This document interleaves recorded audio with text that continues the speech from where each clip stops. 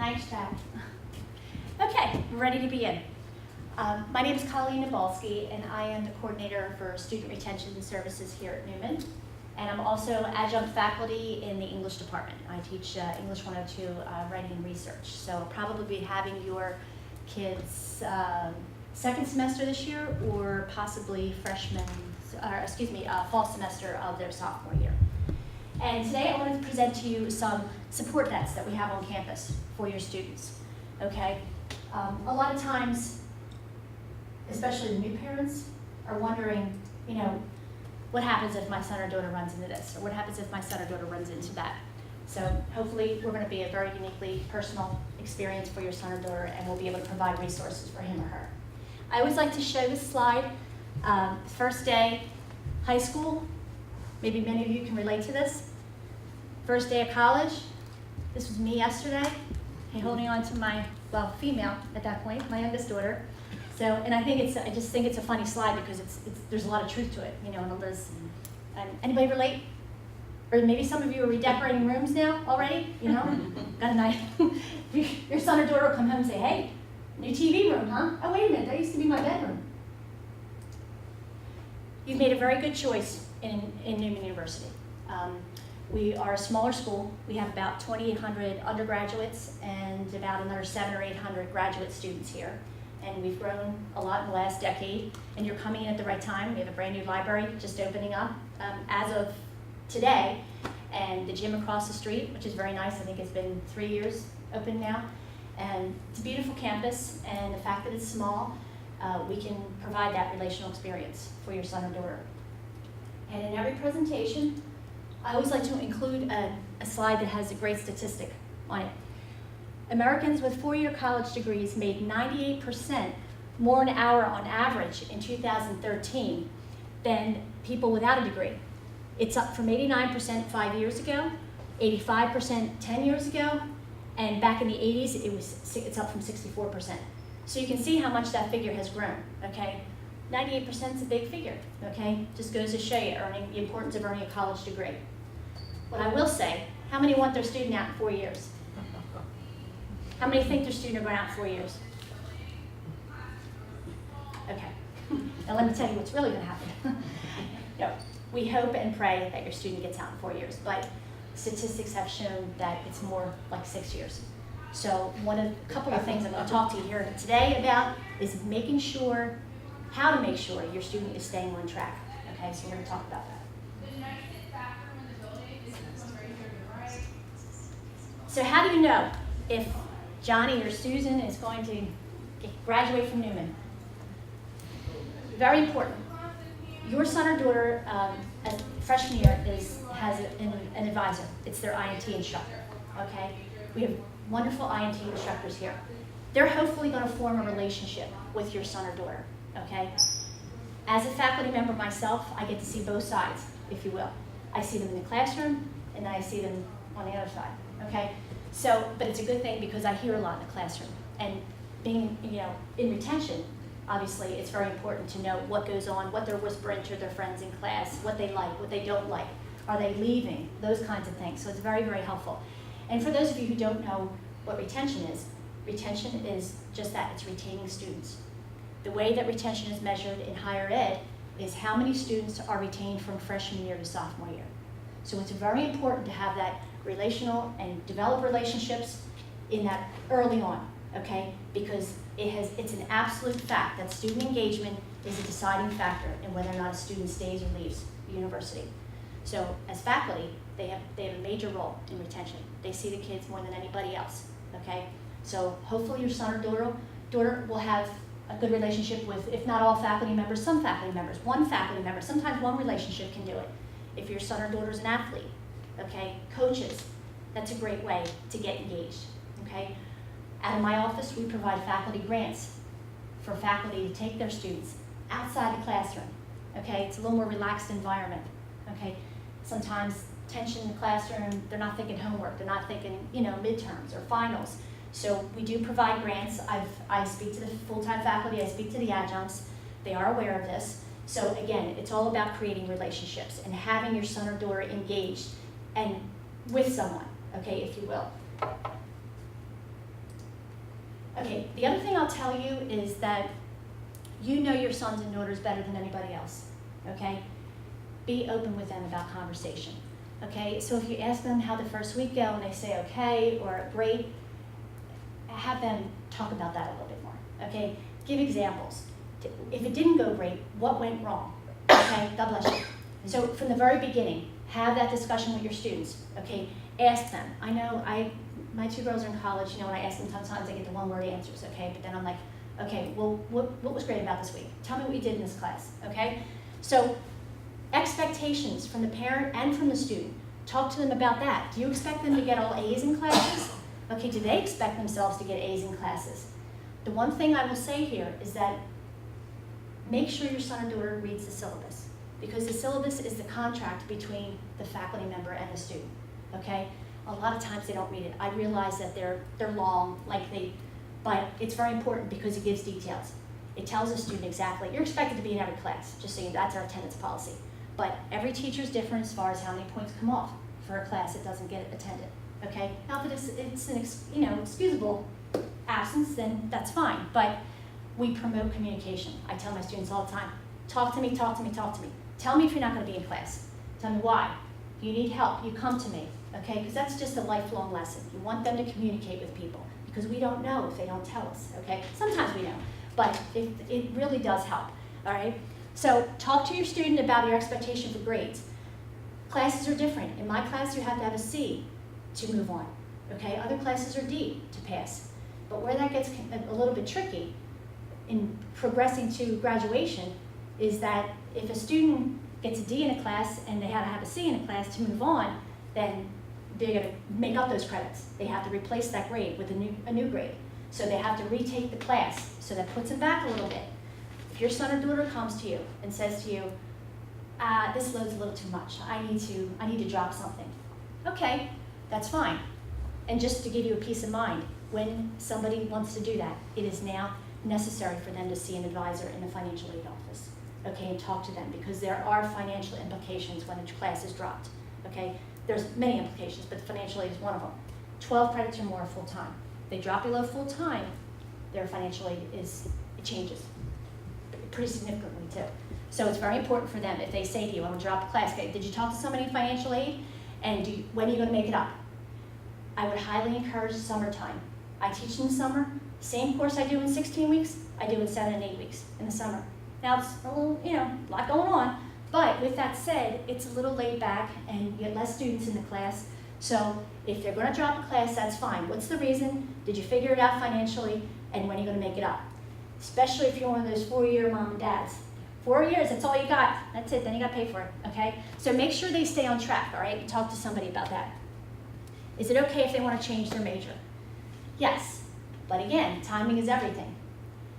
If they're going to their senior year and they want to go from nursing to criminal justice, well, you're looking at another 4 years, at least, 4 to 6. So if they want to change their major, hopefully it'll be done at a time early enough because the first year, a lot of classes are very similar for majors, as you know that. They're core classes, if you will, for everyone. But as they progress in each subsequent year, you want to make sure that they're making a wise decision. We want them to do what they want to do, but make it an educated decision. Go see who you have to see, talk to who you have to talk to before you do that. We'll be willing to help you do it, but we want to make sure that they have, their guns loaded. A lot of our students at Neumann work, okay? And I respect that, okay? However, you can't work full-time and be a student full-time here. It doesn't work. It's oil and water. I've had that conversation with many students sitting across from me at my desk, and they say, but I gotta do this. And I said, I respect that and I understand that. But what you need to do, I said, you can't do both. I said, so if you need to take a semester off and you need to work, save your money and come back, okay, because it's too much. Okay, work, study, if they have a part-time job, that's fine. Anything more than 20 hours a week though, for a freshman, especially when they're getting acclimated from high school to college, it's tricky. It is different, it is different. Now, depending on where they're coming from, makes all the difference as well. But no matter where you come from, this is college, that was high school, and there are differences, okay? So just be careful with the work. And what I will mention to you about work study, if your son or daughter is eligible for work study, I believe that's $2,000 for the year, you get $1,000 per semester. I'll tell you two important things. One, if he or she is eligible, they have to get it themselves, which means they have to go to the financial aid office. They have to ask what departments are offering for work study positions. Then they have to follow up with the person, like in my department, the work studies, the people that are interested, they will come to me and I will interview them just like a job. Okay, but they have to be the ones getting the work study for themselves. It will not come to them. Even if they're eligible for it, it will not fall in their lap, okay? The other important thing I'll mention to you about work study, I said talked around $2,000. That's a federal money. Okay, the $2,000 goes directly to the student. So if you're looking for that $2,000 or whatever they're gonna make to be applied to a balance, then that student will have to walk over to the business office and put it on their account. It does not go against, you know, the balance on the account, just to let you know that. Okay, whose responsibility is it to manage financial aid? For example, apply for the FAFSA each year, pay for books. Okay, the FAFSA, as you know, we've talked about a little earlier, is very overwhelming. FAFSA is the free application for student assistance, I think. But anyway, it's done each year. As I mentioned, there are deadlines depending on which state you come from, so make sure that you pay attention to those deadlines. Our financial aid office is continuously sending things out for reminders, but I would encourage your son or daughter to have a conversation with a financial aid officer. Even if the bill is paid, your son or daughter is ready to go, I would ask them to go and sit with somebody and just say, listen, you know, just have them give them the basics. Have them give them the implications if they go to drop a class, that kind of thing. The more knowledge they have about financial aid, it's going to help them with decisions that they're making along the way. Any questions so far? This is on the website. It's on the academic calendar under academics. These are just some important dates I threw out there. Everything is on the web. So if your son or daughter tells you or you can't find it, it's just a matter of locating it and under which menu. August 29th, at the end of this week, is the last day to drop or add a class. That is different from withdrawing from a class. Withdrawing from a class, they have they can go up to 2/3 of the way through the semester. Again, depending on when a student withdraws, that's the other implication of financial aid. From a class, I don't know the breakdown, but I will tell you it's like you get, you know, it's like a full refund the first week and then, don't quote me on these, and then the next month after that it's like 80%, 60%. So depending on when your son or daughter withdraws from a class, will depend on whether or not you get any money back for that class. So remember that. Midterm grades, midway through the semester, October 10th this year, December 8th, final exams, they always begin on a Monday, okay? And a week later, or almost a week later, final grades posted. An instructor has 48 hours to put a grade in after the final exam. So if I give mine on Monday, I have to have final grades in by Wednesday. So your student and you, if you have a release, should be able to access the grades on Thursday or 3 days later, okay? After, for spring semester, I think they come back around the 17th, somewhere, they have about a week to drop at. And then February 27th is midterm, May 4th, final exams a week, and then May 12th, final grades posted. But again, that's all the calendars are on the website. Here's some safety nets. I'm going to talk about the big one today, the retention alert, which is what I generally oversee. But before I get to that, let me talk about a couple of other things that are here for you.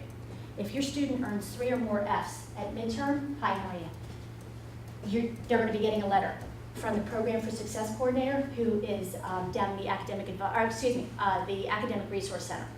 Okay, they will get notified. They are also, at times, remember I told you about that relationship? If an advisors always get grades for their advisees. If an advisor is aware that a student is struggling, whether or not it's 3 Fs or not, okay, sometimes they have more information than the rest of us do. They will either contact myself and put a case in retention alert, or they will contact the Program for Success Coordinator. Okay, letters are also sent out, invitation letters, okay? Before the start of the semester, when your son or daughter for the previous semester was put on academic probation, which is under a 2.0, okay? So letters will go out inviting them for the Program for Success to kind of address the barriers that they may have, come upon in the previous semester, all right? We have a spokes meeting. Again, I'm gonna get back to the retention letter. Okay, so what the heck is spokes? Spokes, I think Mike Webster, he's a director of residence life, he actually came up with the name. It just kind of, we thought the spokes of a bicycle wheel, almost. And what we do in spokes, and what that is, we meet every week at the beginning of the semester for the first, I want to say, almost 2 months. Okay, and the department heads come together. For instance, Sister Peggy, she's the Dean of Students, she's there. Myself, Mike Webster, Director of Residence Life. Athletics is represented there. Counseling, wellness is represented there. Just to give you an idea of who sits around the table. There's a few more, but I can't remember them all right now. And what happens is I bring retention alert cases that have come in, and let's say John Smith has a retention alert case. So I will bring the name to the table, and then anybody else around the table will be able to offer information if they have any information on it. So it's very helpful, because sometimes I'm not the only one who's notified, and somebody else knows something. So what do we do then? We decide, depending on who it is, if there's any relationships around the table, then that's how we determine who makes the outreach. Okay, so this goes on weekly up until about 2 months in the first part of the semester, and then after that point, after midterms maybe, it's once every other week. Okay, so it's bi-weekly at that point. So that's what spokes is. Retention alert. That is the big safety net and system here. And retention alert was implemented, we're going into our 4th year now, so 3 full years. In 3 full years, we have had over 1,600 cases put in. Retention alert is an early alert system that allows faculty to put cases in for students. And as of this year, coaches can now put cases in for students. Because as I said, faculty is spending the most time with them, so they're going to know what's going on a lot of the time. There are 6 case types. There's behavior, attendance, needs academic support, book request, other, potential transfer. Before I get into the individual cases, depending on what the case is, the protocol is the faculty puts the case in. Within 24 hours in the system, an automated email will go out. It will go out to the advisors. Now, again, this is depending on the case type, which I'll explain. It goes out to advisors, goes out to the student, and goes out to the case manager. And now also new of this year, as of this year, it goes to the dean of division. So let's say your son is a criminal justice major, retention alert case comes in for him. Then the dean, Al Mueller, who's the dean now of Arts and Sciences, will get a copy of the email. Okay, so he'll know that one of his students, so it's for a numbers thing, and data provides us with very, very effective data. Behavior, Sister Peggy, I'm sure you all met the dean of students, she is the case manager. When a faculty puts in a case for behavior, the advisor does not get an automated email. Because sometimes we feel it's a classroom management thing. Sometimes faculty are not sure if somebody's talking too much and not. So she handles that directly herself. Okay, the email that the student gets, the automated email, tells the student to contact Sister Peggy. If they do not, Sister Peggy will go get them. Okay, so that's behavior. Attendance. I manage attendance. That's our biggie. That's the elephant in the system. The protocol for attendance is if they have 3 or more absences, faculty are to put a case in. Now, what I want to mention is retention alert is not mandated for faculty, okay? While I have new faculty every year that put in cases, I have some same faculty that put in cases all the time, but it is not mandated, okay? Just want to make that clear, just in case you say, well, my son, he missed 12 classes and we're just hearing about it now, the faculty member never put it in. So that's why I wanted to mention that. So for attendance, the advisor will get the automated email, okay? I will get a copy of it, because the case managers oversee all the alerts. The dean will get a copy, they get copies of everything. And also, new as of this year, I told you coaches can put retention cases in. If an athlete gets a case put in by a faculty member, Chuck Sack, who's the director of athletics, will get a copy. And 2 other people that work with Chuck directly over there will get a copy. So, advisors are the initial outreach. They're supposed to reach out to the student within 48 hours of receiving that email. Again, we want to get to the student early. They do this for attendance, needs academic support, other, and potential transfer. So, this is self-explanatory, needs academic support. I have a student in my class, she got 2 Fs on the first test, she doesn't seem engaged, that kind of thing. That's a needs academic support. Teresa Hugh, who you may have met already, great woman. She is the director of the Academic Resource Center, which is located downstairs on the ground floor. They have academic coaches in there. So if you know your son or daughter has some issues with time management, he can sign up down there for an academic coach to have throughout the semester. tutoring down there, if your son or daughter ever says, yeah, oh, they don't have tutors for mine. Tutors, they're there, they're available. There's now an online system. They can sign up. They can see exactly what's available and when, okay? Book request. This is one of our new case types this year for retention alert. The thing I want to tell you about book request is, have you met Sister Marguerite O'Byrne? She is the Vice President for Irish nun, Vice President for Mission Ministry. She has agreed to be our case manager on the book alert. And sometimes, just let me first preface this with, students are expected to pay for books in the classroom, okay, what they need. There are incidents where students, they truly do, they cannot afford the books, okay? So this is what this case type is for. So if I have a student in my class and I know that he or she is really struggling financially and cannot afford, then I'll put a case in. When I put that case in, an automated email does not go out to the advisor, it does not go out to the student, okay? Only to Sister Marguerite, to Diana Robinson, who's in the business office. She's the assistant controller in there. And Andrea Del Vaccio is a rep from the financial aid office. She's the associate director of financial assistance. Those three people will look into the student's account and determine if assistance is justified and whether they truly need it, okay? We don't want this to be a Pandora's box, okay? Because one person gets it, then you know what happens when that happens. There are many times when I have students come in my office and they got their nice Judy and Burke purses with them, and their nails are all manicured, and their hair is all done, and they tell me they can't afford the English book. I have nothing to say at that point. Okay, so, but in all honesty, we try to help whoever we can, okay? So that's the new case for this year. Other, I also manage, okay? Other is two things. It's for new adjuncts that come in, part-time professors, and they're not really sure about retention alert, and they're not sure where to put this thing at, so they put it under other. Other is also just what it says. It might not come under the auspices of the other categories here. So that you might have a totally different related experience you want to share about the student. So that goes there. The other new case for this year is potential transfer. The key is to retain students, okay? When I spoke to the faculty and the adjunct faculty this week, at the end of the presentation, I say to them, well, before I tell you this, a lot of students, Neumann is not their first choice, okay? Let's say they didn't get into the school in the first choice. All right, so they'll come here for 2 years and they'll leave. Well, from a retention standpoint, that's not good. So I tell the faculty that, listen, I said, one last thought. We're not here to package and ship them. We're here to engage and retain them, okay? So we want to get with the students if they're struggling. We want to form those relationships with faculty and with advisors and with staff, whoever they can, coaches. It's very, very important. And that's basically how a retention alert system works.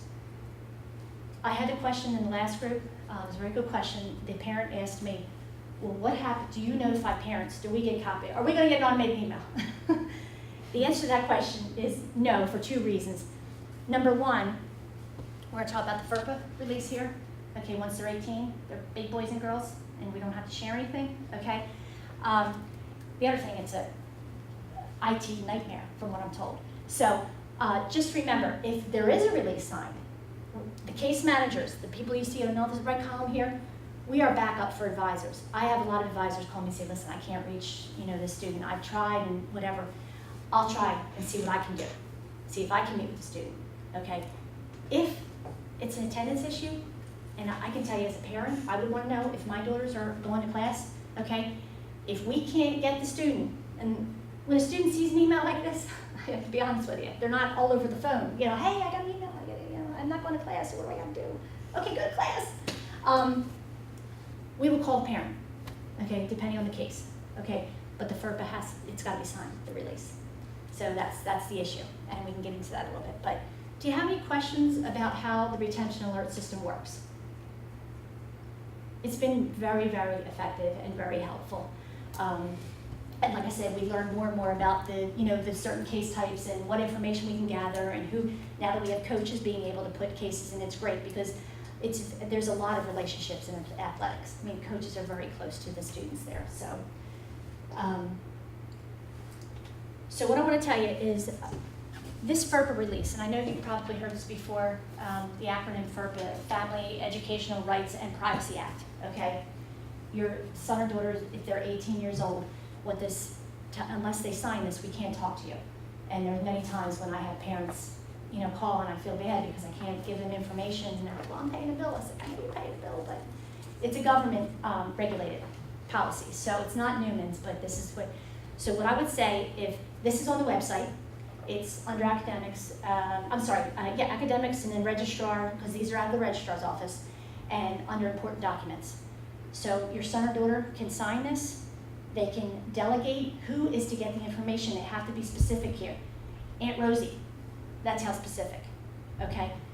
I should also tell you that they can take it off at any time, all right? Put it on, take it off, whatever you want to do. So it's important, it is important, but again, it is the only way we can talk to you. Now, I will say that if there's an emergency, a health emergency, something like that, then, all bets are off where that's concerned. Okay, so I want you to have that peace of mind. Any questions? Could be related to anything, even if it was another session today, or where are you going from here, and decorating rooms, what are we doing? Yes? Well, I missed the session. Yes. This is my first session. And guess what? You're not out of luck, because all the sessions are being videotaped as of this year. Okay. So I know you only get to choose 3 out of 6. So all 6 are being videotaped and will be available on the parents' website. So you'll be able to see. And if you have any questions at all, my card is here, but what I'd like you to do, if you wouldn't mind, if you could, where's my girl? Candace. Thank you. Candace, will you hand them the surveys? It's only going to take you a couple minutes. This is very important and good feedback for us, and it kind of helps us with moving forward and where we should go and what we should cover. I'm going to give you my cards. You can feel free to email me or call me at any time if you have any questions. And if I don't know the answer, I know who does know the answer, so that much I can help you with. Now, if our children have signed the release form, Yes. we can get their grades at any time? Yes, you have to go through Web Advisor to do that, so you'll need their password and that kind of thing. But yes, if you called me and said, hey, listen, because that comes up on our screen. That's the first thing we do is check that when we log in. If you call and say, how did he do in 102, I can talk to you about that. It really is the deciding factor, and as far as what you can get, what you can't get, as far as information. So. Well, as I say, that's one of the first things we did, and that was done Well, that's good. months ago. Yeah, that's good. But we were also told the same thing, that they can walk back into the office. They can. and- They can say, oh, sure, Dad, and then go into the registrar's office and say, okay, take that off now. But it's very helpful. It really is, because it's when a parent does call and you can't give them information, and when you do know that they're paying the bill, it's awkward, is what it is. It's We awkward. tried to order her books. They said, we can't tell you what book she needs. Nothing. There's one woman in the last session that asked me, is there a gray area? No. The only gray area is if it's related to health. But anything else, it is the determining factor as whether we can say anything to you. So, I want to thank everybody for coming here today. And again, if you think of something later, I know that happens. You walk out of class and you're like, darn, I wanted to ask for this. Please feel free to email me. And if you have a concern about your student, you're not really sure what to do, or maybe the student's got, I don't know if you went to student resources. That was one of the parent sessions. Jack Geddes, who's the Director of Health Services, was in there. She facilitated that session. I know Fritz Haas, who is the Director of our Wellness Center as well. He also presents there. But again, you'll get to see those videos. But if you want to contact me about your student and you have a concern, let me know up front, because again, this spokes meeting that we have is very, very effective. And I can bring him or her up at the meeting and see if anybody else found anything. Sometimes with residents, it's a little tricky too. Oh, I don't like my roommate. I'm gonna come home. We have roommate mediation here. We try and encourage them to stay, but at the same time, we do like to address the student. We don't want them to think that they don't have people here that they can go to, okay? So if no further questions, thank you so much, and welcome your students to Neumann.